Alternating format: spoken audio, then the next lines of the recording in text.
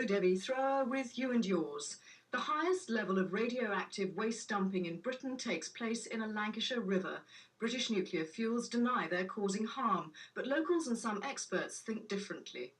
The new generation of food packaging, which tells if products have been tampered with. And on the fitness front, we step out with the men and women going up one, down one for the sake of a trimmer figure. I haven't done any exercise for years, but actually having this step, I can see where I'm putting my feet, and you can do quite a lot of high-impact work without actually feeling exhausted. Generating nuclear power may be cleaner than many other fuel sources, but that doesn't prevent mounting concern over disposal of nuclear waste. In Lancashire, local people are worried about radioactive pollution in the River Ribble. The river meets the sea in a tidal estuary where the currents eddy over banks of silt, which have grown bigger since more and more water is being siphoned off upriver. For more than 40 years, British Nuclear Fuels has been pumping untreated radioactive waste into the estuary, a process they insist is harmless. Now, though, some doctors and scientists are questioning the long-term effects on the environment and on the people who live nearby. Mark Hanscom has been to the Penwortham area on the outskirts of Preston to weigh those arguments in the balance. From its source in the North Yorkshire Hills, the River Ribble flows through Lancashire to Preston, where its estuary widens before finally reaching the Irish Sea. Here, among the tidal mudflats and salt marshes, anglers, birdwatchers and walkers enjoy an area now officially designated a wildlife reserve.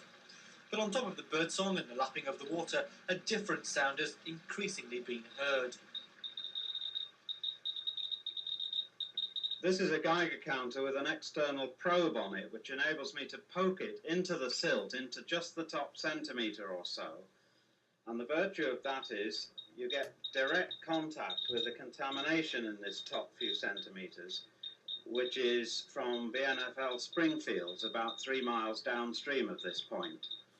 You can hear now the increased activity as we go into this silt.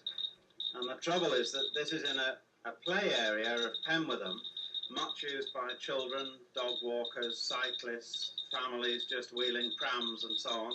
And it's part of the Ribble Way, which is a long public right-of-way in this area.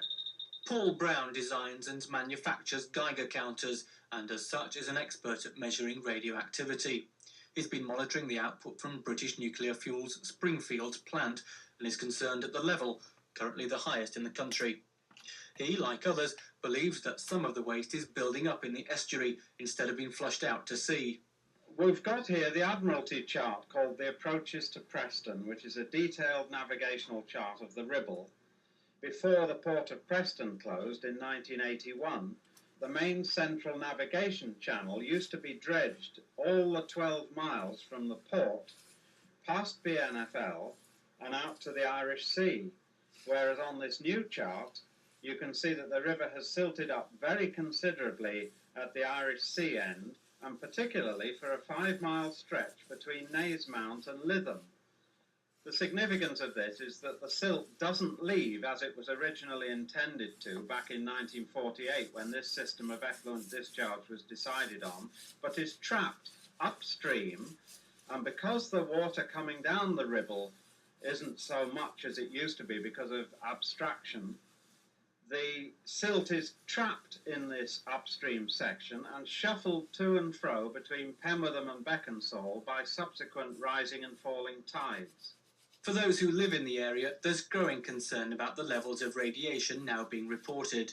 Anne Nichols' house is close to the river, but she won't let her children play near the water. This is a very public place. This is not some derelict backyard. This is an area that's used constantly by the public. I myself have 2 small children, but so do a lot of other people around here. It's used daily by people walking through the park, sitting down by the riverbank, not to mention the eager fishermen that are always around here. There's quite often children playing down by the riverbank. There's a few children who go canoeing regularly. Children go down to talk to the fishermen. They go down to feed the swans. It's something very serious, really. It's like any pollution in the river. We don't want it to continue. We want the river to be clean and healthy. Such is the concern in Penwortham that local residents, schools and councillors have now demanded a public meeting with British Nuclear Fuels. But the company not only insists there's no risk, it even rejects suggestions that local children play in the area. There is no evidence that children play regularly in the tidal reaches of the Ribble, in the mud. Long-term residents of Penwortham have seen this happen very, very infrequently, if at all. Tony Fishwick, British Nuclear Fuels Health and Safety Manager. The Springfields plant makes nuclear fuel for reactors, and the waste is discharged, untreated, through a pipeline and into the Ribble estuary.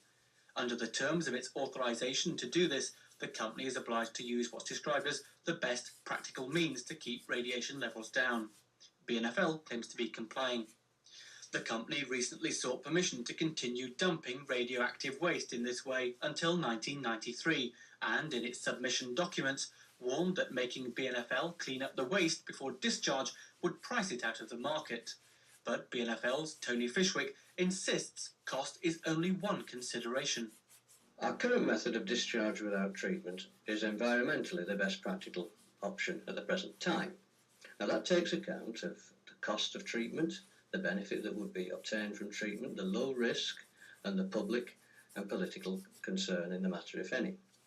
Having said that, we've commissioned a best practical environmental option study to re-examine all possible methods, and we're due to complete that next year and report our findings to Her Majesty's Inspectorate of Pollution and publish them. And when we do that, we'll review the whole thing together with HMIP, taking into account public concern in the matter. Mud samples from the estuary have also been tested by the chemistry department at Manchester University. Senior lecturer Dr. Philip Day acknowledges that the readings, although high, are still within acceptable levels, but he feels that for health reasons, further efforts should be made to reduce them. There is a major radioactive contamination of the River Ribble, and this could possibly cause radioactive exposure to people living in Preston. It is not known whether there is a health hazard that would result from this. What we do know is that as the years go by, we perceive the health hazard from radiation to be more than we previously thought.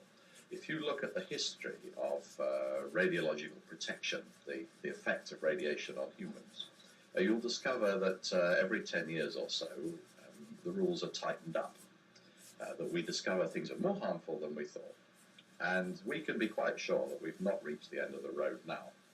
So I can say with confidence that in 10 years' time, the rules will be stricter than they are today.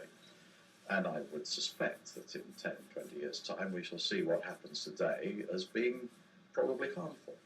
But since we can predict this with a reasonable amount of certainty, I don't see why we shouldn't take action in advance of the event. That seems perfectly sensible. The environmental pressure group, Friends of the Earth, has accused the authorities of monitoring only selected areas of the Ribble estuary and fears that clusters or high spots could go undetected. This has been denied. But what Dr. Patrick Green of Friends of the Earth claims is most frustrating is that the whole process could be prevented. The International Radiation Safety Standards actually say that all exposures to radiation from artificial sources, such as nuclear industry, must be justified. They must be as low as reasonably achievable. That basically means as low as possible within dose limits. What actually is happening up at Springfields doesn't actually comply with those basic principles. Up at Springfields, you're talking about a risk, no matter how big or small it turns out to be, that is totally preventable because technology does exist to reduce those discharges quite drastically. All it requires is for British Nuclear Fuels to spend money. They're not willing to do that. The regulatory authorities, those with the power to actually force the industry to clean up its act, the Ministry of Agriculture and the Pollution Inspector, don't actually appear willing to use their legal powers to force companies like British Nuclear Fuels to spend money at plants like Springfields to drastically reduce the discharges. You're actually talking about a risk that is totally preventable. The responsibility for controlling radioactive discharges into Britain's rivers lies with the Ministry of Agriculture, Fisheries and Food, MAF. The head of monitoring there, Bill Camplin, is satisfied that BNFL is keeping within the legal limits and has no plans to make the company treat the waste before it goes into the Ribble. It's our view, after considering the case put by the industry at the last review of their authorisation, that they have chosen the best option for disposing of their wastes. It's true to say that the concentrations that we, the industry and Friends of the Earth, measure in the Ribble are the highest in the UK. But what matters is how much risk that represents to members of the public. The risk that we've calculated is equivalent to a small fraction of the limit for members of the public, and we regard that risk as being acceptable. The risk currently accepted is based on readings from the Ribble which show that the radiation measured there is less than a quarter of the maximum allowed.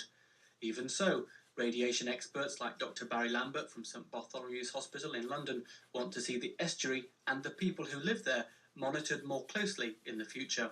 The accepted theories these days is that the risk of low-level exposure from radiation is an increase in cancer. At very low levels, the increase is a very low-level increase in cancer, but it is not zero, it's a positive increase.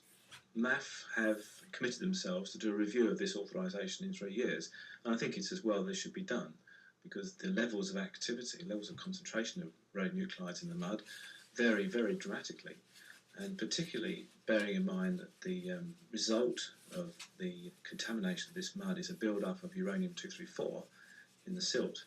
I think this should be kept under surveillance constantly. Dr. Barry Lambert of Barts Hospital and the radioactive waste in the River Ribble. Food terrorism, the